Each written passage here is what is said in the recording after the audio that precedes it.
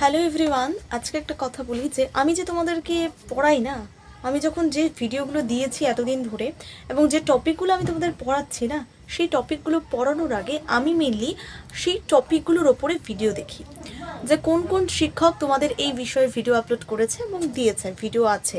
তো সেই ভিডিওগুলো থেকে আমি দেখি যে এর থেকে কি ভালো দেওয়া যায়, কি করে ভালো করে বোঝানো যায় এবং খুব খুব সহজভাবে কিভাবে মনে রাখা যায়। তো এই সমস্ত কিছু আমি দেখে দেখে তারপরে আমি কিন্তু ভিডিও বানাই। তো এবং সহজভাবে কি করে অ্যাকচুয়ালি ভালো করে পড়ালে ছাত্রটা প্রথম থেকে শেষ পর্যন্ত খুব সুন্দর করে বুঝতে পারে এবং সবথেকে বেস্ট ইজি ওয়েতে এবং খুব ভালোভাবে আমি তোমাদেরকে আমার বেস্টটুকু দেওয়ার চেষ্টা করি। কাজে তোমরা প্রথম থেকে শেষ পর্যন্ত অবশ্যই কিন্তু ভিডিওগুলো দেখবে, ঠিক আছে? আর বলি যে তোমাদের যদি হিস্ট্রি বিষয়ে যদি একটু বোর মনে হয়, অনেকেই ভাববে যে এটা তো একটা থিওরি বিষয়, এটা ক্লাস দেখলে মনে হবে না। আমি বলছি তুমি যদি আমার ক্লাসটা দেখো, মেইনলি আমি যে ছবি এঁকে এঁকে তোমাদের ধরে ধরে পড়াবো না কার্টুন দিয়ে, তুমি এর প্রেমে পড়ে যাবে।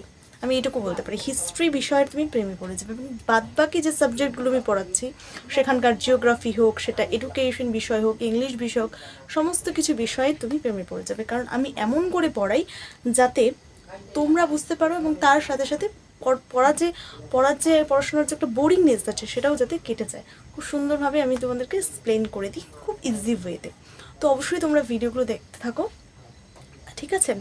তো চলো স্টার্ট করা যাক আজকের ক্লাসটা। তো হ্যালো এভরিওয়ান, আজকে আমরা যে বিষয়টা পড়বো সেটা হচ্ছে যে ক্লাস 12-এর থার্ড সেমিস্টার হিস্ট্রি বিষয়ের যে 3 নম্বর চ্যাপ্টারটা রয়েছে। আমরা প্রথম দুটো চ্যাপ্টার কিন্তু কভার করে দিয়েছি। প্রথমটা হচ্ছে পর্যটকদের দৃষ্টিতে ভারত, দ্বিতীয় চ্যাপ্টারটার নাম হচ্ছে সেটা হচ্ছে যে কি রয়েছে যে সাংস্কৃতিক সংমিশ্রণ। সেই চ্যাপ্টারটাকে নিয়েও আমি কিন্তু ডিসকাশন করে দিয়েছি ইউটিউবে।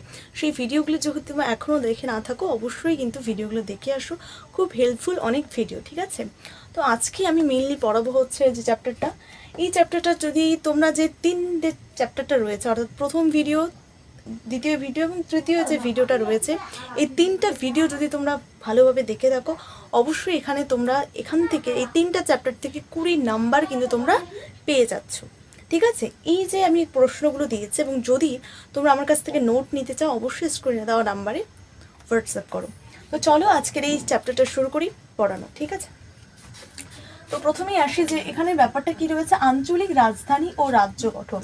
তাহলে দেখো, প্রথম চ্যাপ্টারটারই নাম দেওয়া আছে আঞ্চলিক রাজধানী। দেখো, একটা অঞ্চলের মধ্যে আমাদের ভারতকে যদি আমরা ধরি, একটা হচ্ছে ভারতবর্ষ, এই ভারতবর্ষ একটা অঞ্চল, এই অঞ্চলের মধ্যে রাজধানী এবং রাজ্য গঠন। একটা রাজধানী আছে কিনা, ভারতবর্ষের রাজধানীর নাম কি, নিউ দিল্লি, এখানে রয়েছে। তো এই যে একটা রাজধানী গঠন করার জন্য, যেটা হচ্ছে প্রশাসনের মূল হচ্ছে তার, সেটা হচ্ছে কার্যকর, মানে মূল কাজ করার জন্য প্রধান কেন্দ্র হচ্ছে রাজধানী। তো এই যে রাজধানীগুলো রয়েছে, এই যে রাজধানী বা রাজ্য গঠন অ্যাকচুয়ালি কিভাবে হলো, মানে তৎকালীন সময়ে দুটো কিভাবে কি কি হয়েছিল সেটা সম্পর্কে খুব সুন্দরভাবে ডিসকাশন করব। তো মেইনলি বুঝে দাও যে আঞ্চলিক, কোন একটা অঞ্চলের মধ্যে রাজধানী বা রাজ্য গঠন, কিভাবে রাজধানী গঠন হলো এবং কিভাবে কি কি রাজধানী গঠন হয়েছিল এবং কি কি সেখানে রাজ্য গঠন হয়েছিল, সেটা সম্পর্কে নিয়েই যে চ্যাপ্টার সেটাই রয়েছে, তার নাম দেওয়া হয়েছে আঞ্চলিক রাজধানী ও রাজ্য গঠন। তো প্রথম বিষয়, একটা অঞ্চলের মধ্যে একটা রাজধানী গঠন হচ্ছে। এবার আমরা দেখব যে এর কারণটা কি, অর্থাৎ আঞ্চলিক শক্তিটা দুর্বল হয়ে গেল, কি কি কারণে দুর্বল হয়ে গেল এবং কেন দুর্বল হয়ে গেল সেটা আমরা জানবো। তো প্রথমেই দেখো, যখন 601 থেকে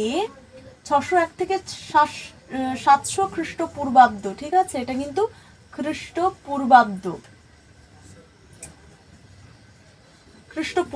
এই যে 601 থেকে 700 যে খ্রিস্টপূর্বাব্দটা রয়েছে, সেটা মেইনলি কি হয়েছে, সেই খ্রিস্টপূর্বাব্দে কি হয়েছে মেইনলি, সেখানে আঞ্চলিক শক্তি, মানে এটাকে বাংলায় বলা হচ্ছে সপ্তম শতক। সেই সপ্তম শতকে, অর্থাৎ 601 থেকে 700 খ্রিস্টাব্দ পূর্বাব্দ, মানে সপ্তম শতকে আমাদের ভারতবর্ষের তথা আঞ্চলিক শক্তি যখন দুর্বল হয়ে পড়ে, তখন দুর্বল হয়ে পড়ে, কেন দুর্বল হয়ে পড়ে, সেখানকার আঞ্চলিক শক্তি হচ্ছে সপ্তম শতকে আমরা দেখলাম যে দুর্বল হয়ে পড়ে। কিন্তু কেন পড়ে, প্রথম যেটা রয়েছে সেটা হচ্ছে গুপ্ত সাম্রাজ্য। কি গুপ্ত সাম্রাজ্য, যেটা মেনলি হয়েছিল, গুপ্ত সাম্রাজ্য যেটা মেনলি হয়েছিল 320 খ্রিস্টাব্দে। এই 320 খ্রিস্টাব্দে গুপ্ত সাম্রাজ্য কিন্তু হয় তো 320 খ্রিস্টাব্দে গুপ্ত সাম্রাজ্য হয়েছিল। সেই গুপ্ত সাম্রাজ্যের যিনি অনেক অনেক শক্তিশালী রাজা ছিলেন এবং সেই গুপ্ত সাম্রাজ্যের প্রতিষ্ঠা ছিলেন প্রথম চন্দ্রগুপ্ত। সেই চন্দ্রগুপ্ত যখন গুপ্ত সাম্রাজ্যের প্রতিষ্ঠা করেন, গুপ্ত সাম্রাজ্য মানে কি, সেখানকার আঞ্চলিক শক্তি বৃদ্ধি পেল।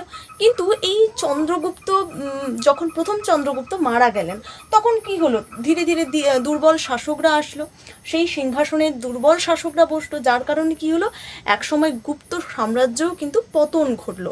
তো তার ফলে কি হলো, অঞ্চলের যে শক্তি সেটা কমে গেল, কারণ রাজা তো শক্তিশালী নয়, তো নর্মাল রাজা। তো যার কারণে কি হলো, এই গুপ্ত সাম্রাজ্যের পতন ঘটলো 320 খ্রিস্টাব্দে। এবং যখন হর্ষবর্ধন, আমরা আরেকটা নাম পড়বো যেটা হচ্ছে হর্ষবর্ধন, সেই হর্ষবর্ধন উত্তর ভারতের একজন শক্তিশালী রাজা।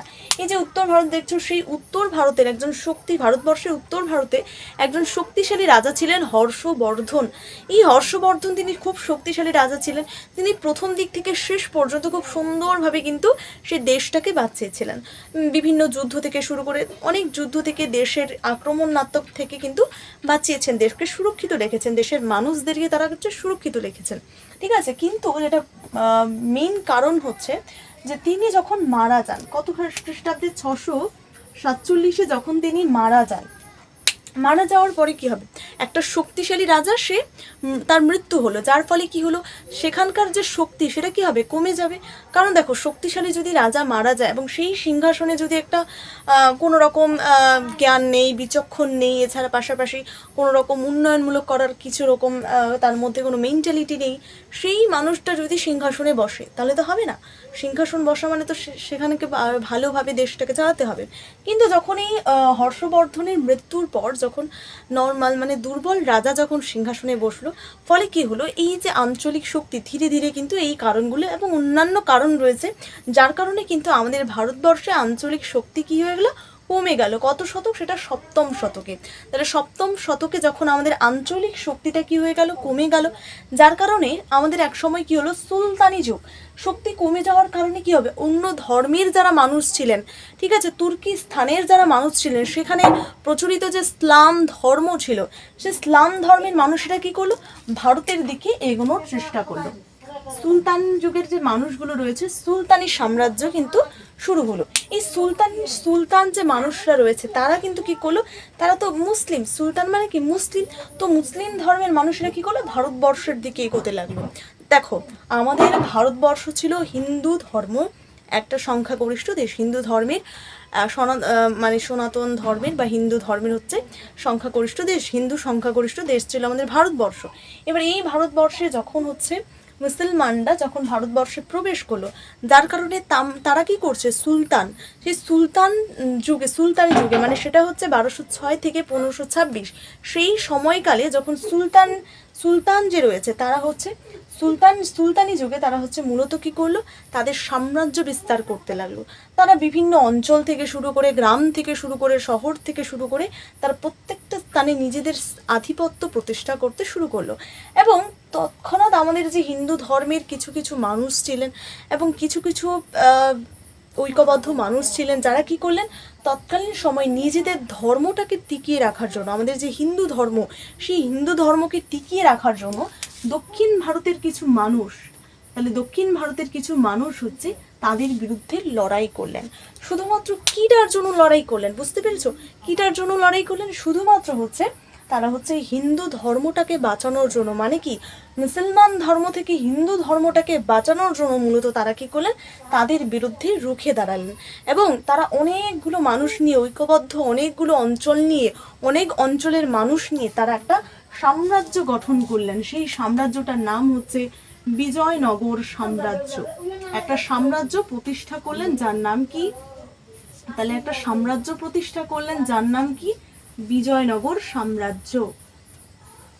বিজয়নগর সাম্রাজ্য।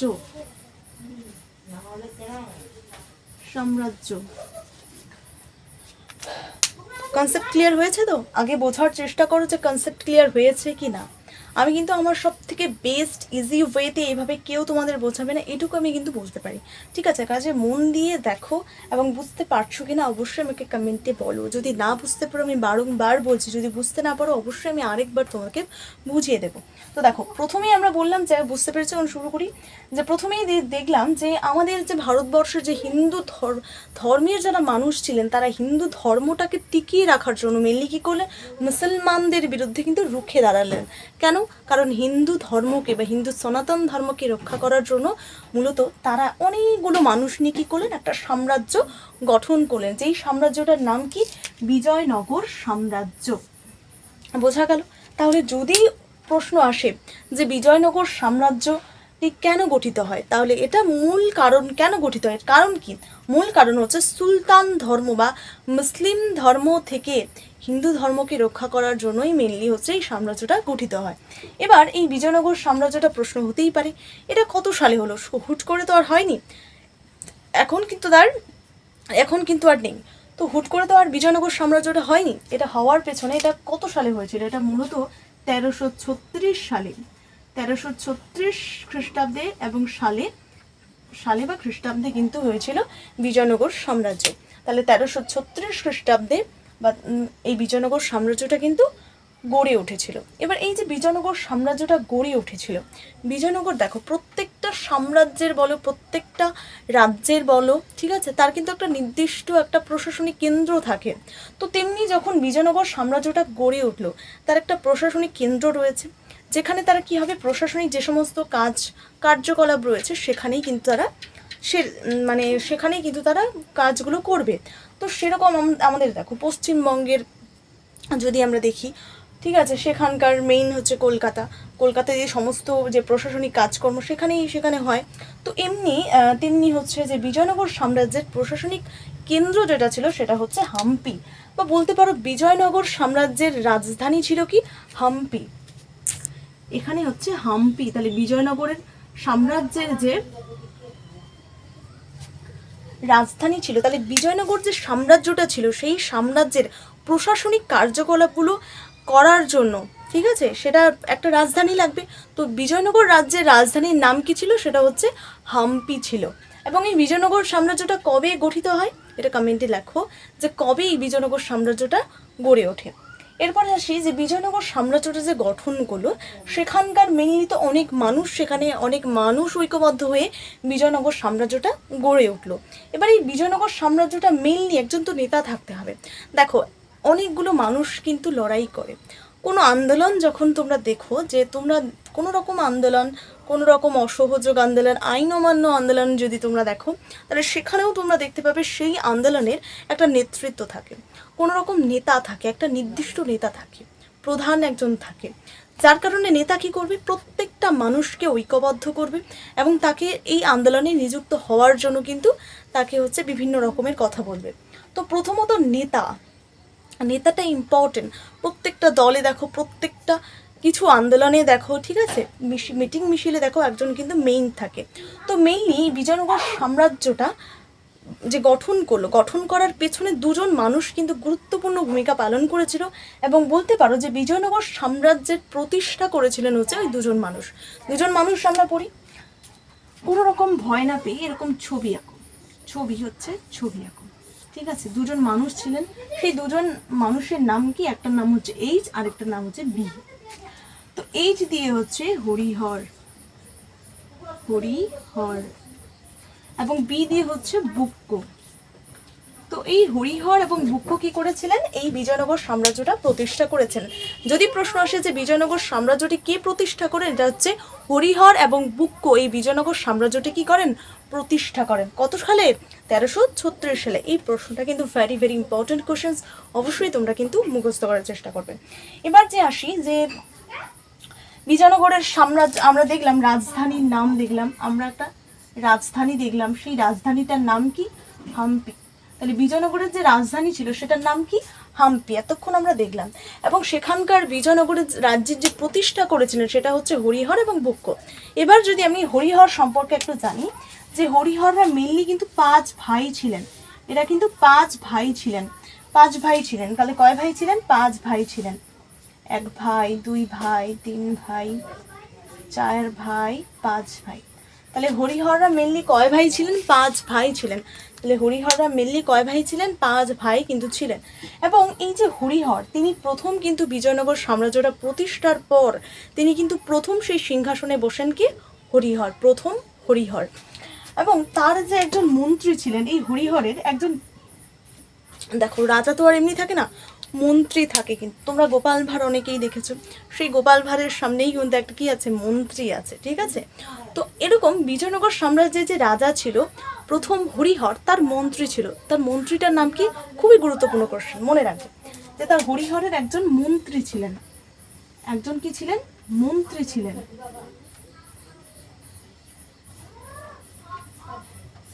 তার একজন মন্ত্রী ছিলেন, তার নাম কি? মাধব বিদ্যারণ্য। তার নাম কি? মাধব বিদ্যারণ্য। তাহলে হরিহরের যিনি হচ্ছে মেইনলি হচ্ছে মন্ত্রী ছিলেন। তাহলে হরিহরের যে মন্ত্রী, দেখো আমি দিয়ে দিয়েছি এখানে, মন্ত্রীর যে একটা ইয়ে থাকে, মুকুট থাকে, সেটা দিয়ে দিয়েছি। তাহলে হরিহরের মন্ত্রীটার নাম কি? সেটা হচ্ছে মাধব বিদ্যারণ্য। তাহলে হরিহরের মন্ত্রীর নাম কি ছিল? মাধব বিদ্যারণ্য। খুব সুন্দরভাবে বুঝতে পারছো কিনা অবশ্যই কিন্তু আমাকে কমেন্টে জানাও, ঠিক আছে? তাহলে আমরা জানলাম যে হরিহরের যে মন্ত্রী ছিলেন সেটা হচ্ছে মাধব বিদ্যারণ্য। এবার এই যে বিজয়নগর সাম্রাজ্যটা গড়ে উঠেছিল না, সে তার পাশে কিন্তু আমরা দেখলাম যে ভারতবর্ষ, আমরা জানি যে ভারতবর্ষ হচ্ছে, ভারতবর্ষের ওপর দিয়ে কিন্তু জালকের ন্যায় কিন্তু কি করেছে? নদী প্রবাহিত, অসংখ্য নদী কিন্তু প্রবাহিত হচ্ছে।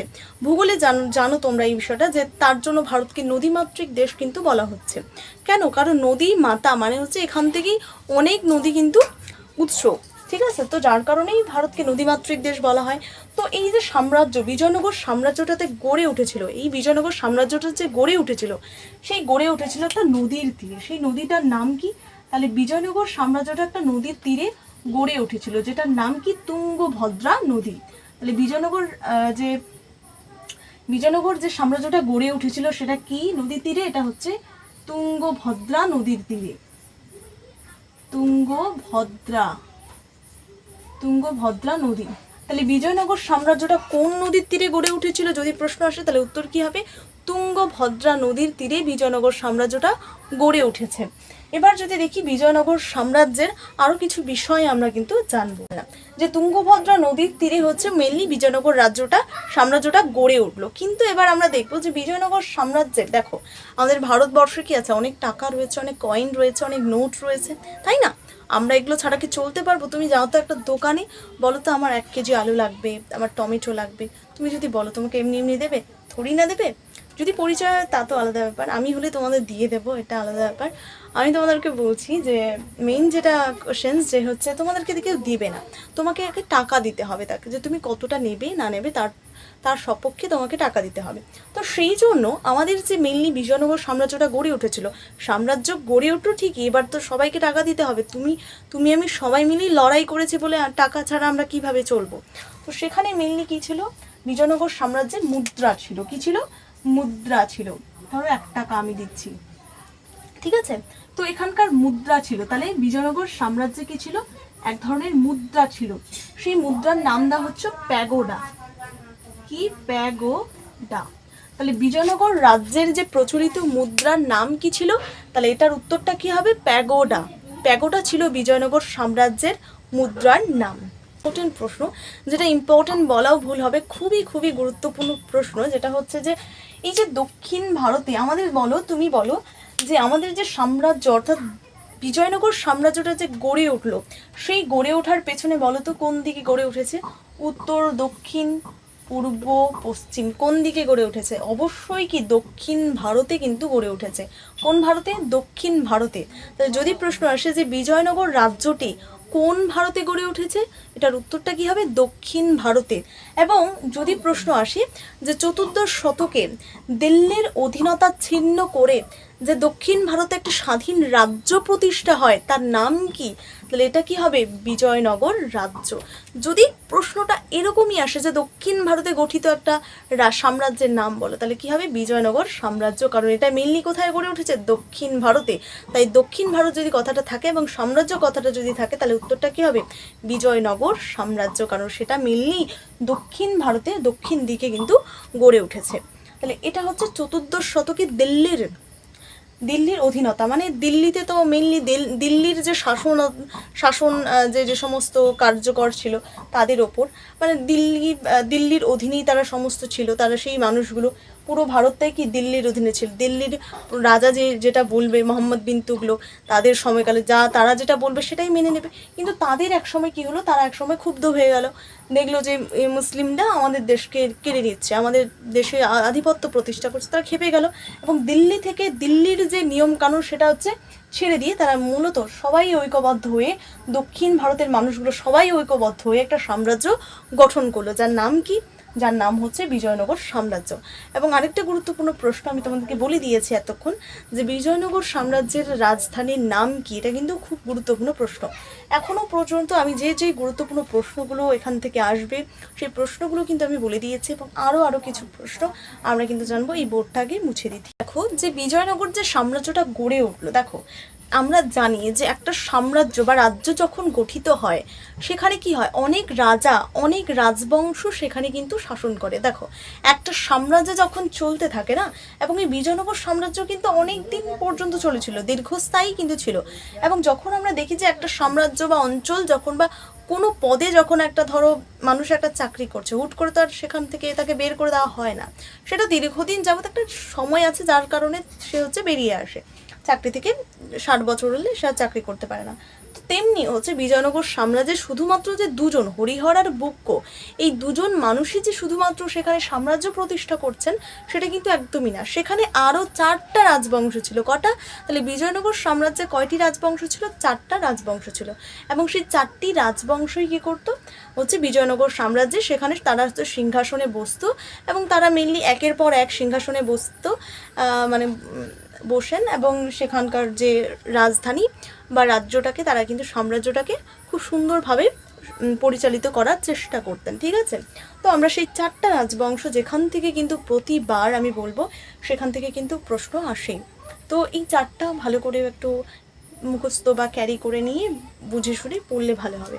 তো দেখো প্রথম যে 4টা রাজবংশ ছিল, কটা রাজবংশ? 4টা রাজবংশ। পরীক্ষায় ডিরেক্ট কোশ্চেন আসতে পারে যে বিজয়নগর রাজ্যে কয়টি রাজবংশ প্রচলিত ছিল? 4টি রাজবংশ। কি কি? এখন আমরা লিখবো 4টি রাজবংশের নাম। সঙ্গম বংশ। কি? সঙ্গম বংশ, সেটার নাম কি? সঙ্গম বংশ। তারপরে যেটা রয়েছে সেটা হচ্ছে শালুফ বংশ। শালুফ বংশ। আরেকটা যে বংশ রয়েছে সেটা হচ্ছে তুলুফ বংশ। তুলুফ বংশ। তুলুফ বংশ। আরেকটা যে রয়েছে সেটা হচ্ছে আরবিডু বংশ। আরবিডু বংশ। তো প্রথম যেটা রয়েছে সেটা হচ্ছে সঙ্গম বংশ, দ্বিতীয় রয়েছে শালুফ বংশ, ঠিক আছে, তৃতীয় রয়েছে কি তুলুফ বংশ, আরেকটা রয়েছে আরবিডু বংশ। যদি মাথা গুলিয়েও যায় না, এগুলো ছবি এঁকে নেবে। দেখো তুমি যদি বলো যে সঙ্গম, মানে তুমি শঙ্খ বলো, শঙ্খ এরকম ধরো,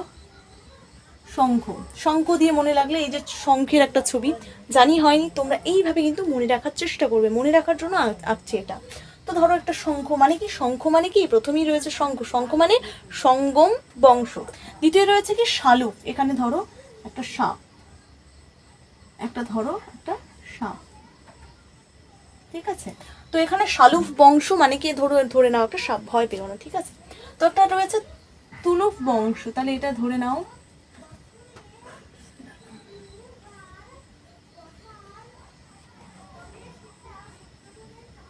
এটা ধরো একটা, বলো এটা কি? তো আমি বললাম প্রথমে কি রয়েছে? শঙ্খ রয়েছে। শঙ্খ মানে কি? সেটা সঙ্গম বংশ। দ্বিতীয় কি রয়েছে? এটা একটা সাপ রয়েছে।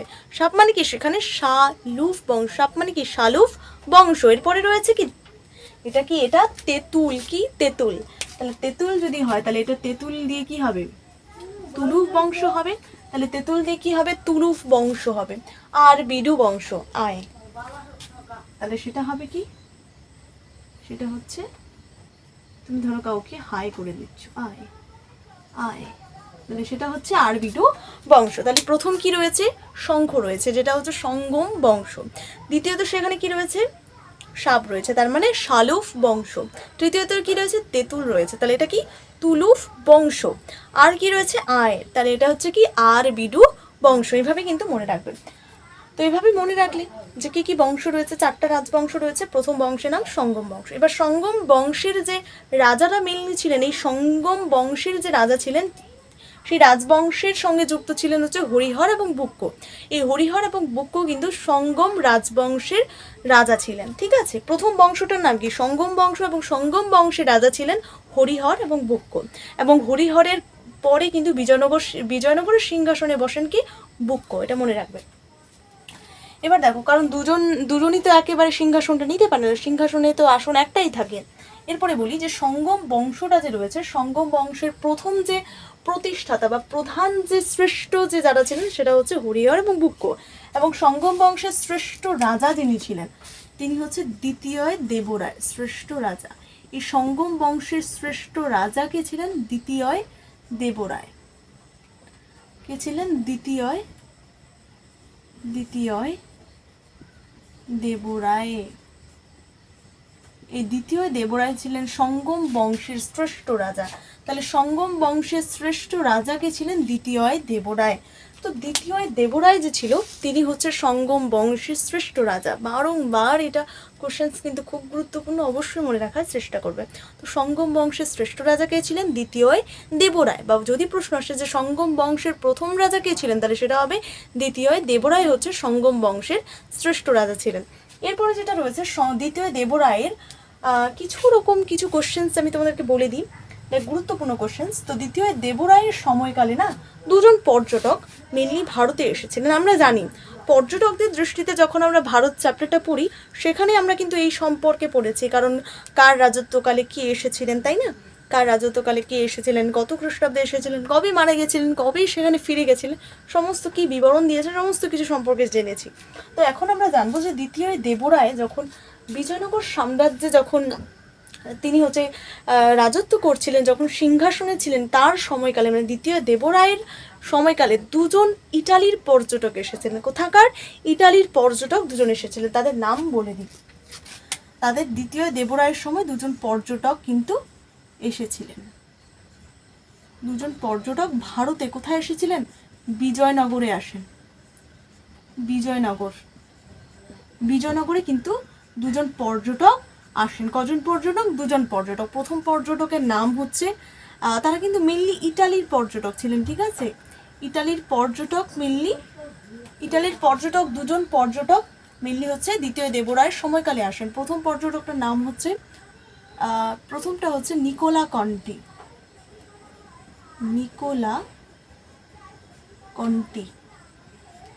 আর দ্বিতীয়টা রয়েছে নিকোলা কন্টি। আর দ্বিতীয়টা কি রয়েছে, দ্বিতীয়টা রয়েছে হচ্ছে আব্দুর রজ্জাক।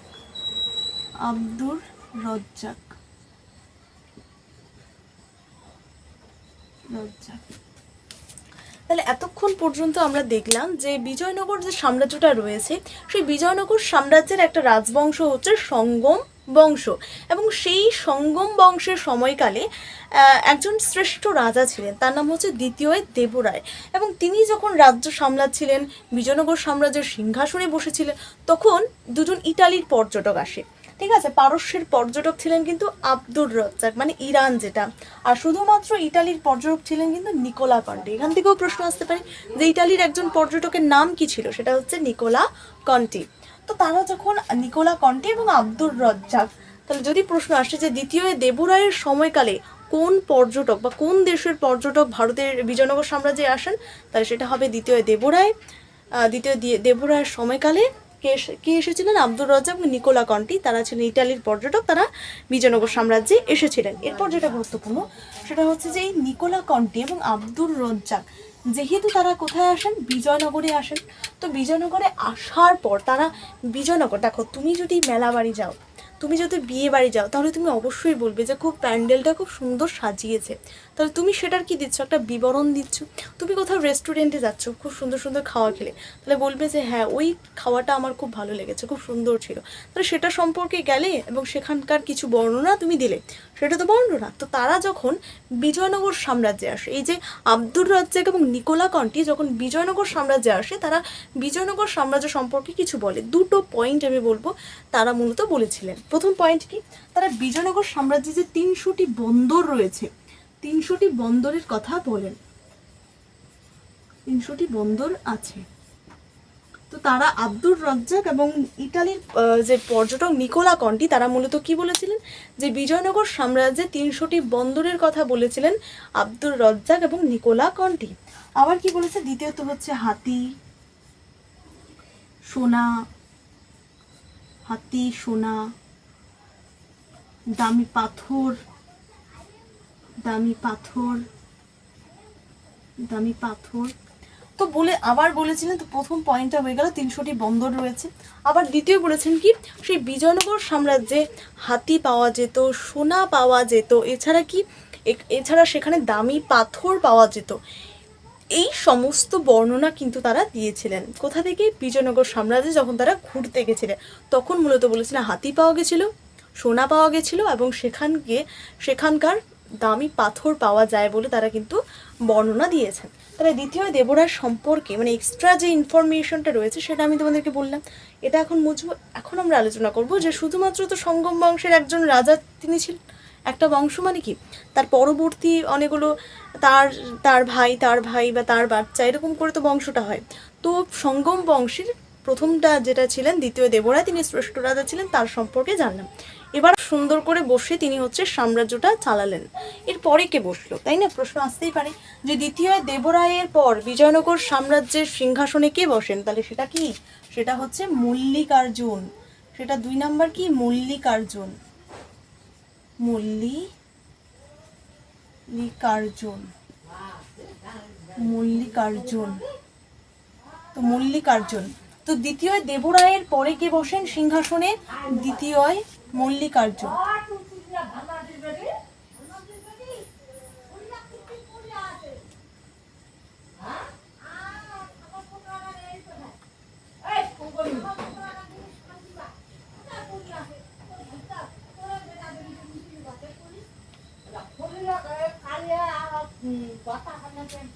দেখো তো দেখো যে দ্বিতীয় দেবরায়ের পর বিজয়নগর সাম্রাজ্যের সিংহাসনে বসেছিলেন মল্লিকার্জুন। কে, মল্লিকার্জুন। খুব সহজভাবে, খুব সহজ ট্রিকে আমি কিন্তু এটা মনে রাখি।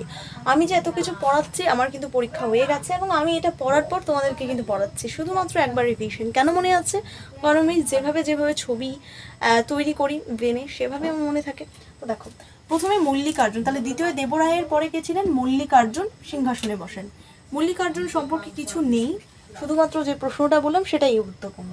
দ্বিতীয় রয়েছে কি, দ্বিতীয়, তাহলে প্রথম রয়েছে কি দ্বিতীয় দেবরায়, তারপরে রয়েছে কি মল্লিকার্জুন এম, তারপরে রয়েছে কি বিরূপাক্ষ, বি রয়েছে, এটা হচ্ছে বিরূপাক্ষ, বিরূপাক্ষ। এই কোশ্চেন্সটা সত্যি খুব গুরুত্বপূর্ণ, এটাকে বাদ যদি দেবে তাহলে তো শেষ, কারণ এই কোশ্চেনটা এতটা গুরুত্বপূর্ণ যেটা মনে রাখতেই হচ্ছে, ঠিক আছে। এবং তুমি যদি ভালো করে এক একটা বংশ যদি এইভাবে সব ট্রিকে মনে না রাখো তাহলে কিন্তু এটা পারা যাবে না। এবং এখান থেকেই মেনলি কোশ্চেন্স আসে বারবার, খুব ভালোভাবে খুব খুঁটিয়ে কিন্তু এগুলো পড়তে হবে। প্রথম দেখো যে এই যে শ্রেষ্ঠ রাজা অর্থাৎ সঙ্গম বংশটা যে ছিল, সেই সঙ্গম বংশের তৃতীয় রাজা কে ছিলেন, এটা হচ্ছে বিরূপাক্ষ। তাহলে সঙ্গম বংশের শেষ রাজা কে ছিলেন, এটা কিন্তু কোশ্চেন্সটা ভেরি ইম্পর্টেন্ট, অবশ্যই খাতা লিখে সেখানে উত্তরটা লেখো বিরূপাক্ষ। তাহলে সঙ্গম বংশের শেষ রাজা কে ছিলেন, বিরূপাক্ষ। সঙ্গম বংশের শেষ রাজা কে ছিলেন, বিরূপাক্ষ। আমি বারংবার তোমাদেরকে বলবো যে এই ভিডিওটা প্লিজ দয়া করে আমাকে কয়েকটা মিনিট সময় দিয়ে প্রথম থেকে শেষ পর্যন্ত দেখো। যদি ক্লাসটা ভালো না লাগে আমাকে অবশ্যই তোমরা কমেন্ট করো। আমি বলছি, বারংবার বলবো যে ক্লাসটা অবশ্যই তোমরা প্রথম থেকে শেষ পর্যন্ত দেখো। আমি বলছি, আমি গ্যারান্টি দিয়ে বলছি ভালো লাগবে এবং তোমরা এত সুন্দর ক্লাস কোথাও পাবে না। আচ্ছা, প্রথম থেকে শেষ পর্যন্ত ভিডিওটা অবশ্যই কিন্তু তোমরা দেখবে প্লিজ, আমার এটা অনুরোধ রইল, ঠিক আছে। তো আমরা এতক্ষণ পর্যন্ত সঙ্গম বংশের যে মেইন পার্টটা রয়েছে সেটা কিন্তু আমরা শেষ করে ফেললাম। সঙ্গম বংশের যারা রাজা ছিলেন সেই রাজাদের নিয়ে আমরা মেইনলি শেষ করে দিলাম। এবার যে বংশটা নিয়ে আমরা পড়ব সেটা হচ্ছে শালুফ বংশ। কি বংশ? শালুফ বংশ। এটা আমরা সাপ দিয়ে মনে রেখেছি।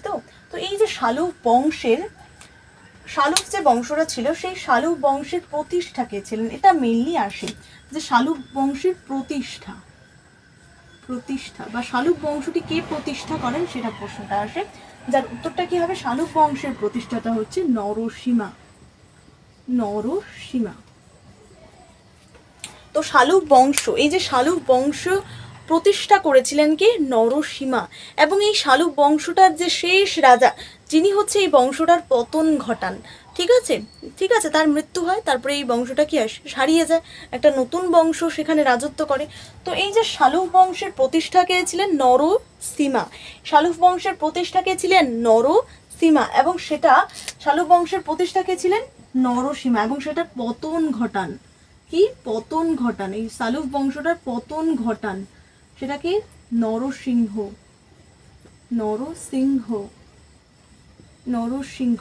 তাহলে নরসিংহ হচ্ছে শালুক বংশটার হচ্ছে পতন ঘটান। তাহলে এই যে শালুক বংশটা, সেই শালুক বংশের প্রতিষ্ঠাতা করেন কে? নরসিংহ। এবং সেটার পতন ঘটান কে? বীর নরসিংহ। এখানে বীর শব্দটাও কিন্তু এখানে ইউজ করতে পারো, যে বীর মানে যোদ্ধা। বীর নরসিংহ হচ্ছে শালুক বংশের পতন ঘটান। এরপরে যে রয়েছে তুলুফ বংশ, এটা আমি তেঁতুল লিখেছি কিন্তু মেনলি এটা কিন্তু তুলুফ বংশ। ঠিক আছে, তেঁতুলটা দিয়েছি তুলুফ বংশটা মনে রাখার জন্য। এটা হচ্ছে তুলুফ বংশ যে রয়েছে, তুলুফ বংশ মানে হচ্ছে এই তুলুফ বংশ। এটা কিন্তু আরো একটা ভেরি ইম্পর্টেন্ট কোশ্চেন, যে বিজয়নগর সাম্রাজ্যের 4টি রাজবংশের মধ্যে তৃতীয় রাজবংশটার নাম কি ছিল? এই কোশ্চেন্সটা তো ভেরি ইম্পর্টেন্ট। অবশ্যই বলবো খাতায় টুকে নাও, উত্তরটাও লিখে নাও যে সঙ্গম বংশের মানে যদি বলে যে 4টা রাজবংশের মধ্যে তৃতীয় রাজবংশের নাম কি, তাহলে এটা হচ্ছে তুলুফ বংশ। তেঁতুল মনে রাখবে যে তুলুফ বংশ হচ্ছে বিজয়নগর সাম্রাজ্যের তৃতীয় রাজবংশের নাম। ঠিক আছে, তাহলে তুলুফ বংশ। এই তুলুফ বংশ থেকে যে কোশ্চেন্সগুলো আসে, একজন বিখ্যাত কিন্তু রাজা ছিলেন। বিখ্যাত মানে খুবই বিখ্যাত এবং খুব শক্তিশালী রাজা এবং শ্রেষ্ঠ রাজা ছিলেন তুলুফ বংশের একজনই রাজা, যিনি হচ্ছে গোটা সাম্রাজ্যটাকে কিন্তু আঁকড়ে ধরে বেঁচেছিলেন এবং আগলে রেখেছিলেন। তার নাম কি? সেই রাজাটার নাম কিন্তু জানার চেষ্টা করছে, যে এত গেল পতন ঘটালো, কিন্তু এমন একজন রাজা ছিল যিনি হচ্ছে তার সময়কালে বিজয়নগর রাজ্যটা একবারে গৌরবের শীর্ষে অবস্থান করতো। তাই বুঝতেই পারছো সেই রাজাটা কতটা শক্তিশালী ছিল। ঠিক আছে, তাহলে তুলুফ বংশের যে শ্রেষ্ঠ রাজার নাম কি? এটা কিন্তু ভেরি ইম্পর্টেন্ট কোশ্চেন। সেটা রাজাটা কি? রাজার নাম হচ্ছে কৃষ্ণদেব রায়। রাজা কে ছিলেন? কৃষ্ণদেব।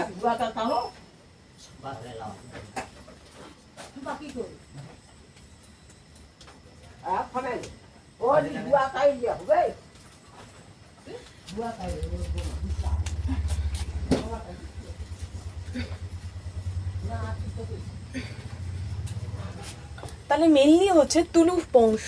এই তুলুফ বংশের শ্রেষ্ঠ রাজা ছিলেন কিন্তু কৃষ্ণদেব রায়। এর পরের বংশটা রয়েছে আরবিডু বংশ। এটা অতটা গুরুত্বপূর্ণ নয়, কিন্তু এখান থেকে তাও প্রশ্ন আসতে পারে যে বিজয়নগর সাম্রাজ্যের 4টি রাজবংশের মধ্যে শেষ রাজবংশের নাম কি? এটা একটু গুরুত্বপূর্ণ রয়েছে, যেটার নাম কি? আরবিডু বংশ, যেটা অনেক ক্ষেত্রে অনেক বইয়ে বলা আছে, কিন্তু মেইনলি এটা কিন্তু আরবিডু বংশ। তাহলে বিজয়নগর সাম্রাজ্যের যে 4টা বংশ রয়েছে, সঙ্গম বংশ, শালুক বংশ, তুলুক বংশ আর আরবিডু বংশ, এই বংশগুলো নিয়ে আমি পুরোভাবে এক্সপ্লেন করে দিয়েছি। এখান থেকে বাইরে এর কোনো প্রশ্ন আসবে না, এটুকু আমি তোমাদেরকে বলতে পারি। এরপরে আমরা পড়বো যে কৃষ্ণদেব রায়ের সম্পর্কে, যেহেতু তিনি অনেক শক্তিশালী রাজা ছিলেন তার সম্পর্কে কিছু আমরা পড়বো। এবার বুক্ক যে ছিলেন, মানে হরিহরের পরে যে সিংহাসনে বসেছিলেন বুক্ক, তার সম্পর্কে আমরা কিছু জানবো। ঠিক, এবার আমরা খুব সুন্দর করে 4 আকারে এই যে রাজাগুলোর নাম এতক্ষণ ধরে আমি বললাম, সেই রাজাদের নাম একের পর এক কারা বসছিল সিংহাসনে, সেটা আমি একটা 4 আকারে তোমাদেরকে মনে রাখার টেকনিক দেব। আমি তো বললাম বুক্ক আর কৃষ্ণদেব রায় সম্পর্কে কিছু এক্সপ্লেনেশন, কিছু আলাদা কিছু কোয়েশ্চেন্স আমরা কিন্তু জানবো, অবশ্যই জানবো। তার আগে কিছু 4 আকারে যে রাজাগুলোর নাম সহজে ট্রিক, এবং সেখান থেকে আরও কিছু রাজা রয়েছে যেটা খুব সহজেই 4টা করলে পারবে তোমরা। ঠিক আছে, তো চলো প্রথমে ওটা করে নিই। তো এখন যে আমরা গুরুত্বপূর্ণ রাজাদের সম্পর্কে জানবো, যারা হচ্ছে এই বিজয়নগর সাম্রাজ্যের সিংহাসনে বসেছিলেন, তাদের কিছু রকম রাজা নিয়ে আমরা আলোচনা করব এবং এটা একটা চার্ট আকারে মনে রাখার চেষ্টা করব। চলো,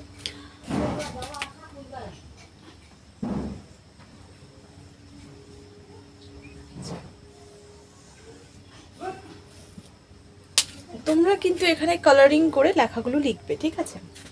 এক কালারে লিখবে না, পড়তে ভালো লাগবে না। নোটটা খুব সুন্দর করে কালার করে তৈরি করার চেষ্টা করবে।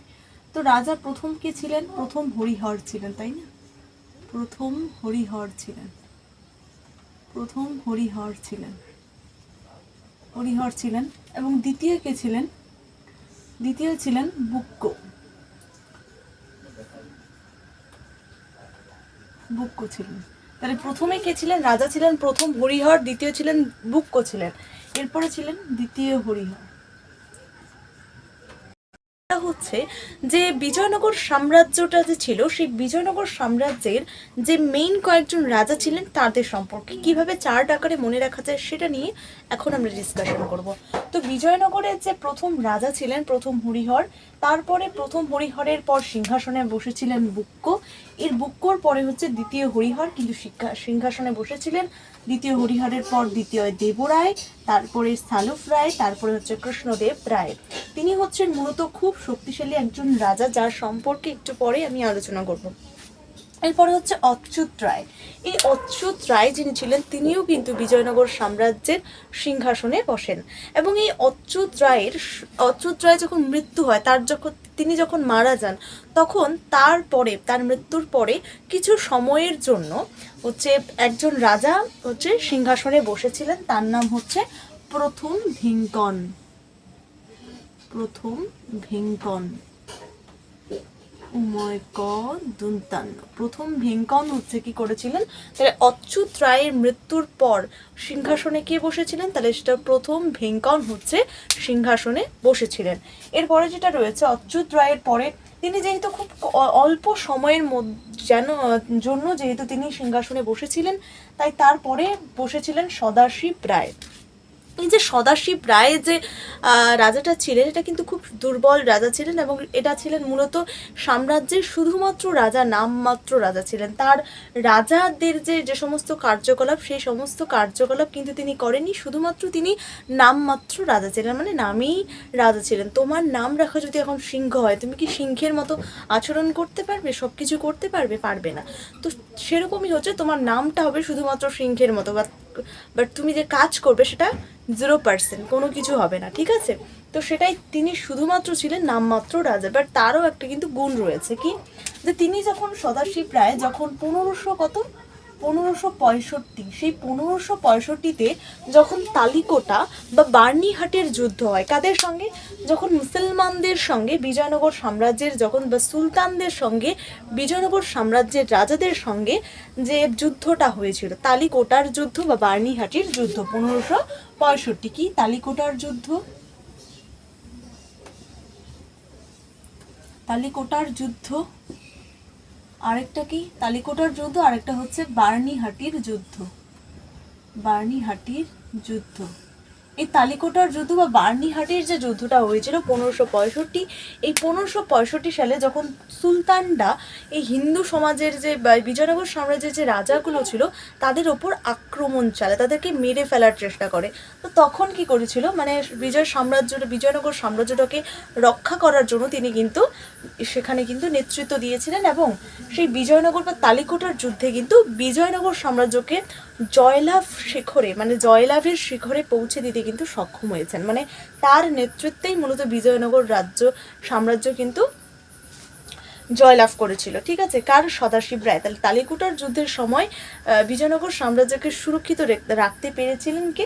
সেটা হচ্ছে সদাশিব রায়। যদিও তিনি অনেক ঐতিহাসিক বলেছেন যে তিনি শুধুমাত্র নামমাত্র রাজা ছিলেন। আরেকটা কথা, যে এই যে বার্নিহাটের যুদ্ধ বা তালিকোটার যুদ্ধটা রয়েছে, এই যুদ্ধর অপর একটা নাম রয়েছে এবং এই যুদ্ধকে ঐতিহাসিকগণ বিভিন্ন মত দিয়েছেন। তার মধ্যে যেটা হচ্ছে যে এই তালিকোটা বা বার্নিহাটির যুদ্ধকে ঐতিহাসিকগণ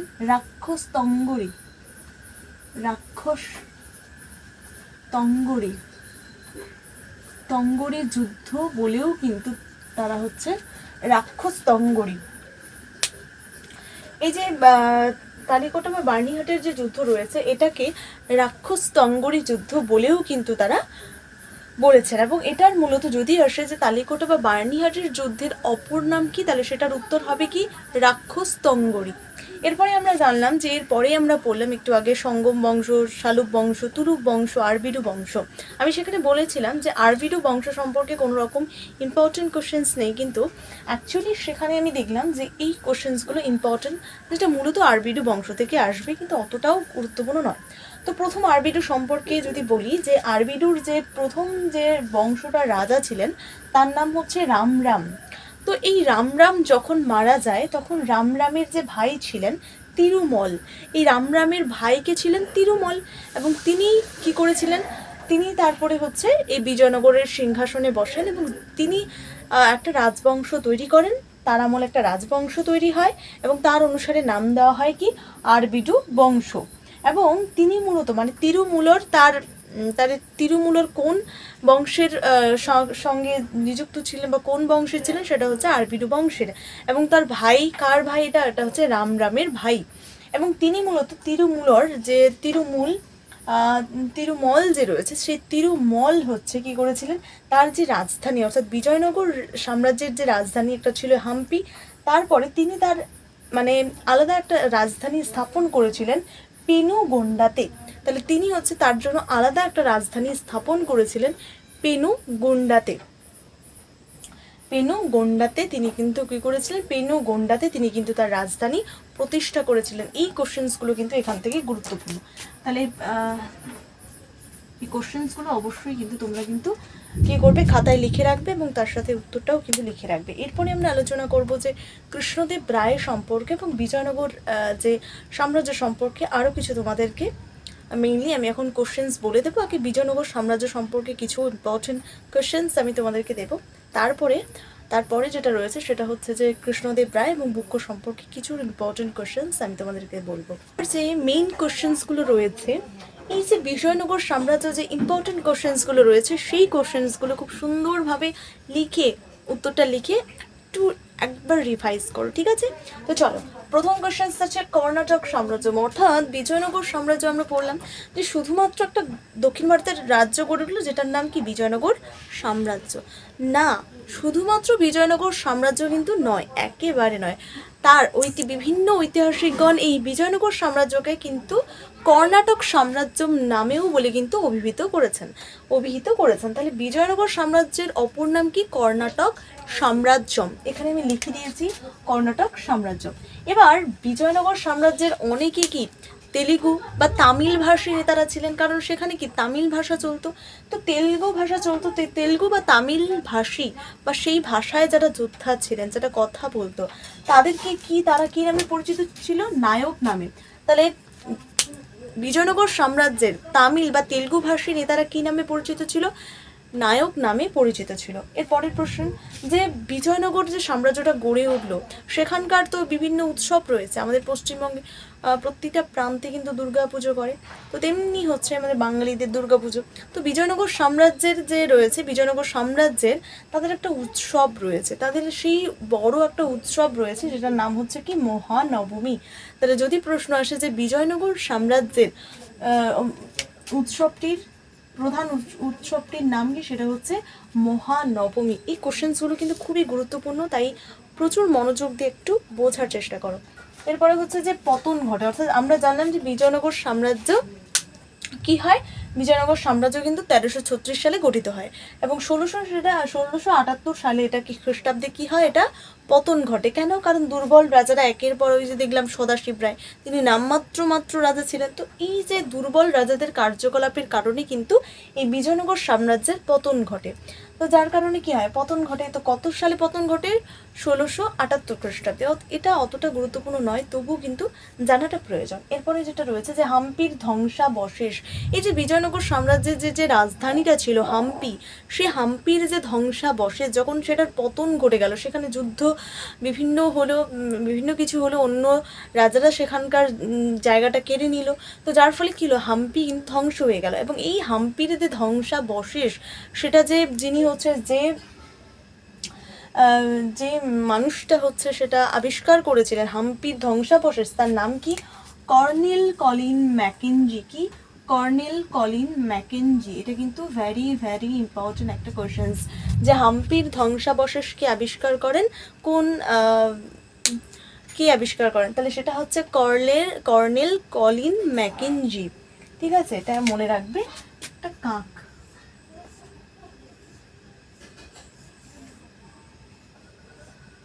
মনে রাখবে, কাক দিয়ে মনে রাখবে। এরপরে যেটা রয়েছে একটা এক্সট্রা কোশ্চেন্স রয়েছে, যে হিস্ট্রি অফ সাউথ ইন্ডিয়া এই গ্রন্থটা কার লেখা? এটা হচ্ছে নীলকান্ত শাস্ত্রী। এটা এমনি একটু এক্সট্রা কোশ্চেন্স দিয়ে দিলাম, এটা মনে রাখবে। ঠিক আছে, এরপরে যেটা রয়েছে, আমি এতক্ষণ পর্যন্ত বললাম যে বুক্কু আর কৃষ্ণদাস সম্পর্কে কিন্তু গুরুত্বপূর্ণ কোশ্চেন্স রয়েছে।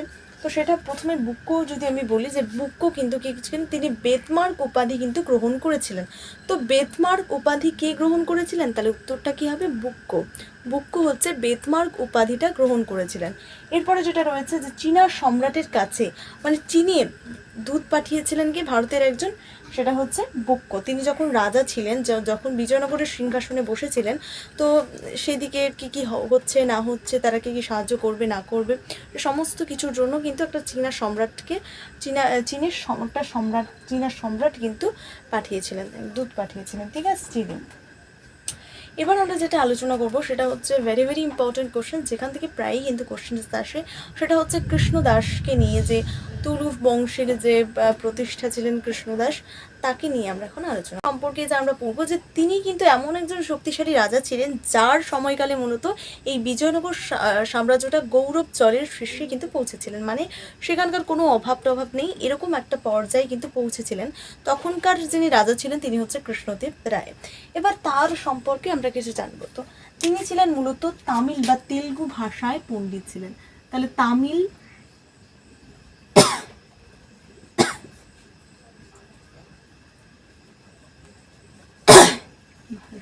পণ্ডিত,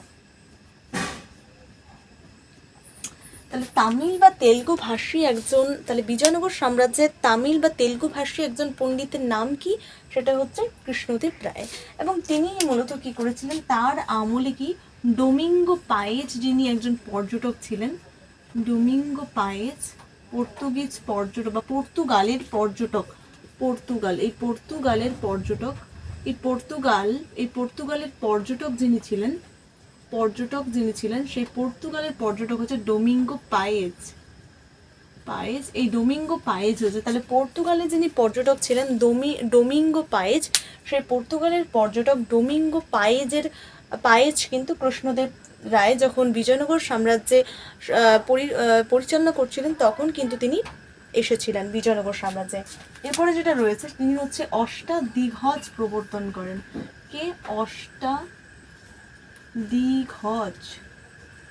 অষ্টাদিগ্গজ তিনি প্রবর্তন করেন। এই যে অষ্টাদিগ্গজ মানে কি? অষ্টাদিগ্গজ মানে হচ্ছে 8 জন মন্ত্রী থাকবে, মানে 8 জন মন্ত্রী থাকবে যাদেরকে নিয়ে একটা সভা হবে। ঠিক আছে, কি করলে ভালো হবে, সাম্রাজ্যের জন্য কি করা যাবে, কি উন্নতি করা যাবে, তার জন্য অষ্টাদিগ্গজ মানে 8 জন মন্ত্রী তিনি কিন্তু নিয়োগ করার কথা বলেছিলেন, যেটাই মূলত অষ্টপ্রধান নামে পরিচিত। তো মেইনলি অষ্টাদিগ্গজ প্রবর্তন করেন কি? তাহলে সেটা হবে কৃষ্ণদেব রায়। এই যে কৃষ্ণদেব রায়ের পৃষ্ঠপোষকতায় হচ্ছে পেদ্দান, তিনি মনুচরিত্রম গ্রন্থটি কিন্তু রচয়িতা করেন তামিল ভাষায়, সেটা মূলত তামিল ভাষায় লেখা। জানলাম যে কৃষ্ণদেব রায়ের পৃষ্ঠপোষকতায় মানে তার পরামর্শে পেদ্দান কি করেন? পেদ্দান যিনি ছিলেন, তিনি মূলত কি করেন? মনুচরিতম যে গ্রন্থটা রয়েছে,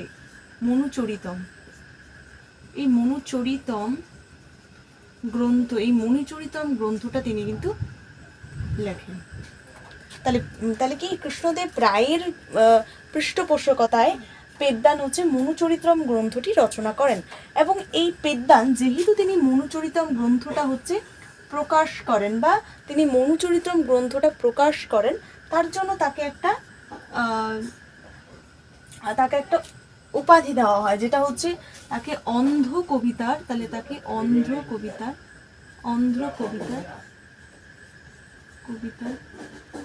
পিতামহ। তো যেহেতু পেদ্দান হচ্ছে মনুচরিত্রম গ্রন্থটি প্রকাশ করেন, সেই জন্য তাকে পেদ্দানকে অন্ধ কবিতার পিতামহ বলে কিন্তু তাকে উপাধি দেওয়া হয় এবং সেই নামে তাকে ডাকা হয়। তাহলে পরীক্ষার প্রশ্ন আসবে যে অন্ধ কবিতার পিতামহ কাকে বলা হয়, সেটা হচ্ছে পেদ্দানকে। কৃষ্ণদাস রায়ের যে সময়কালে তার সময়কালটাকে হচ্ছে তেলুগু সাহিত্যের স্বর্ণযুগ বলা হয়। তার সময়কালে কিন্তু তেলুগু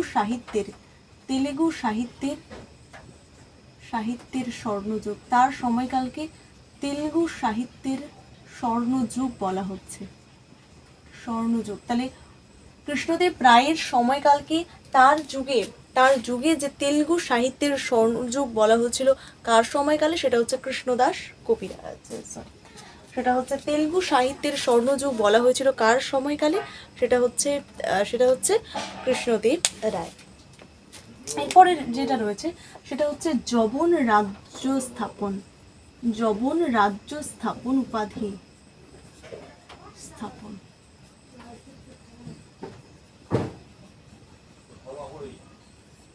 যবন রাজ্য স্থাপন যে উপাধি, সেটা কিন্তু যবন রাজ্য স্থাপন উপাধিটা গ্রহণ করেছিলেন কি, কৃষ্ণদেব রায়। এবং যেটা রয়েছে সেটা হচ্ছে বিটল স্বামীর মন্দির, সেটা নির্মাণ করেছিলেন রাজা কৃষ্ণদেব রায়। বিটল স্বামীর মন্দির,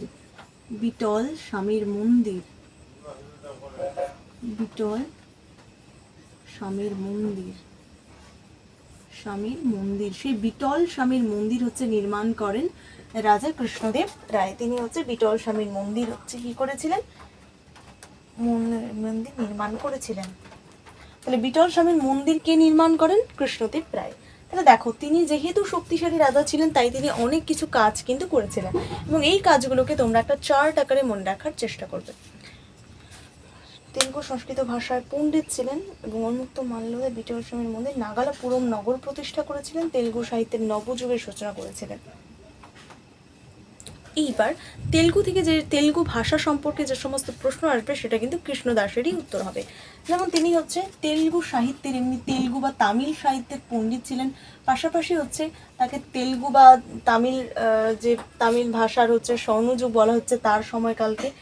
এরপরে হচ্ছে তাহলে তেলুগু সাহিত্যের যে স্বর্ণযুগ বলা হচ্ছে তার সময়কালকে, এবং তেলুগু সাহিত্যের যে পণ্ডিত, তেলুগু বা সংস্কৃত পণ্ডিত মানে সংস্কৃত এবং হচ্ছে তেলুগু, তাহলে সংস্কৃত এবং তেলুগু ভাষার পণ্ডিত কাকে বলা হয়, কোন রাজাকে বা বিজয়নগর সাম্রাজ্যের কোন রাজাকে তেলুগু বা তামিল যে ভাষার সেটা হচ্ছে পণ্ডিত বলা হয়, সেটা হচ্ছে কৃষ্ণদেব রায়কে। এরপরে যেটা রয়েছে সেটা হচ্ছে বিটল স্বামীর মন্দির তিনি নির্মাণ করেছিলেন। এবার হচ্ছে নাগালাপুরম একটা নগর রয়েছে, এই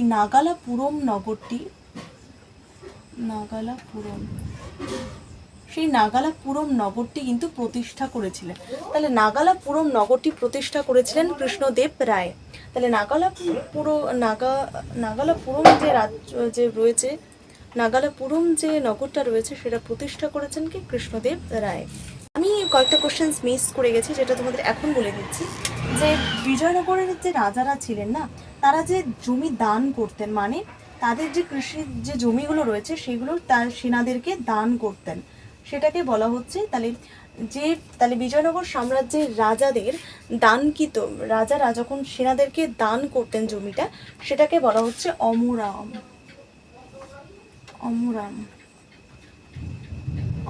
বলা হচ্ছে। কৃষ্ণদেব রায় যিনি ছিলেন তিনি মূলত একটা গ্রন্থ লিখেছেন, আমুক্ত মাল্যদা একটা গ্রন্থ লিখেছেন, যেই গ্রন্থে তিনি হচ্ছে মূলত তামিল ভাষায় লিখেছেন। তাহলে আমুক্ত মাল্যদা গ্রন্থটি কার লেখা, সেটা হচ্ছে কৃষ্ণদাস রায়ের। এটা কিন্তু 1 নম্বর কোশ্চেন। 2 নম্বর কোশ্চেন হচ্ছে আমুক্ত মাল্যদা যে গ্রন্থটা রয়েছে মূলত সেটা কি ভাষায় লেখা, সেটা হচ্ছে তামিল ভাষায় লেখা।